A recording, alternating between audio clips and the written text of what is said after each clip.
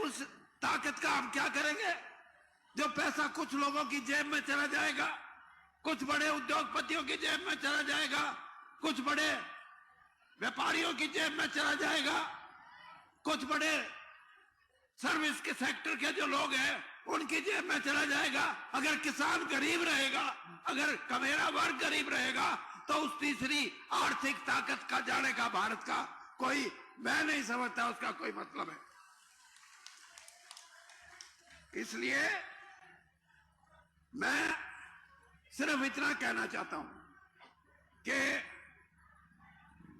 देश जब आजाद हुआ तो उससे पहले जो भयानक समस्याएं हमारे देश के सामने थी, तो भयानक समस्याएं आपको भी पता, हमारे को भी पता, आपने किताबों में पढ़ा होगा, पुरानी उम्र के जानते हैं।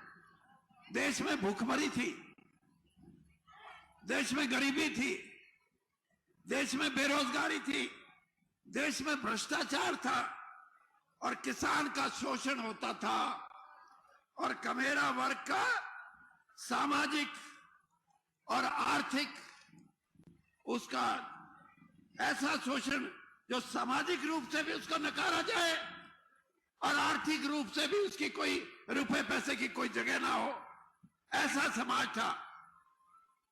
ये बीमारियां थी, खेती, किसान, गरीब, कमेरा, बेरोजगारी। मैं ये तो नहीं कहता कि 76 साल में किसी सरकार ने इन चीजों के बारे में कुछ नहीं किया। जिसकी भी सरकार आई, आज की सरकार भी है, पहले की भी सरकारें हैं, कोशिश की इन चीजों को ठीक करने की, लेकिन चीजें ठीक नहीं हो रही पूरे तौर पे।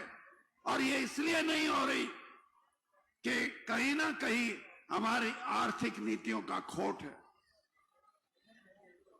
मैं देवेंद्र शर्मा जी का एक लेख पढ़ रहा था अभी।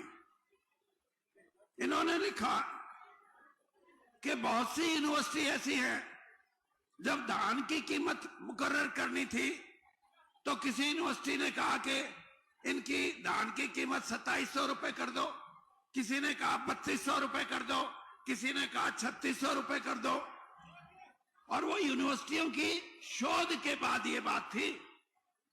लेकिन सरकार और सरकार में बैठे कृषि शास्त्री और बड़े बड़े सरकारी ओहदों पे बैठे अधिकारी, वो ये कहते हैं कि इतना बढ़ा दिया तो महंगाई बढ़ जाएगी।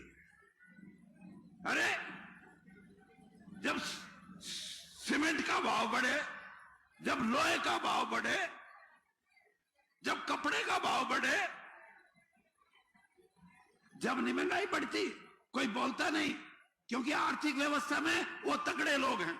और जब मेरे किसान की बात आए कि इसकी 3600 रुपए कर दो, तो कहते हैं कि महंगाई बढ़ जाएगी। ये समाज, इन बातों को समझने की जरूरत है।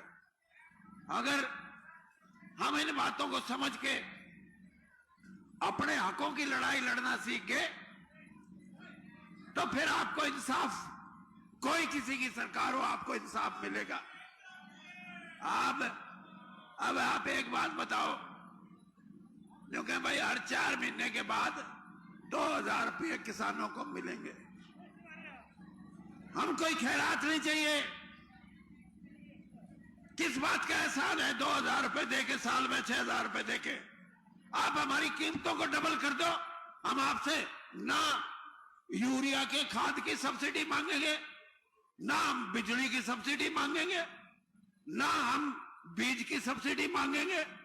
अगर हमारी फसलों का दाम आप बढ़ा दो तो इस किसान के चेहरे पे खुशी आएगी। और यही नहीं, इसके साथ जो कमेरा वर्ग खड़ा है उसके खेत में, उसके अंदर भी खुशी आएगी कि मेरे आड़ा खेती करना, जिसका मैं भी साथी हूं,